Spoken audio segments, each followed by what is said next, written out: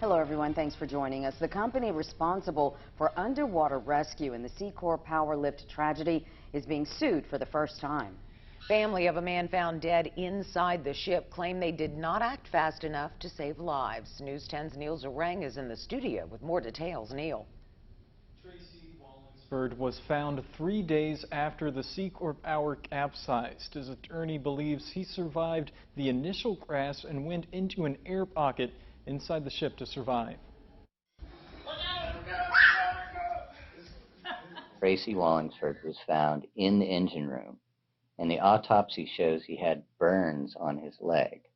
So he was clearly in that engine room before there was ever water. A joint lawsuit claims Tracy Wallingsford was one of the men who was reportedly left behind alive on the first night the Seacor Power capsized. With a choice between the cold waves and the warm engine room, attorneys representing Wallingford's family believes he chose the latter, using a hatch above the waterline to get inside. But from April 13th to the 16th, no dive team found him. Seacor had an obligation to its crew members and to its passengers to try and rescue him, okay? And they hired Don John to do it. Well, Don John had an obligation under the maritime law to do it correctly. Most companies would have gotten it done. We asked, why did Don John fail?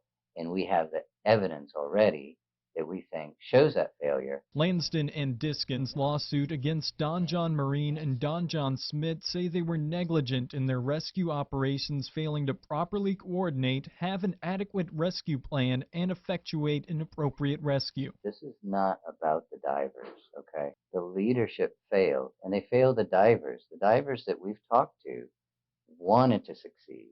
They just didn't have the equipment or the resources there to work with.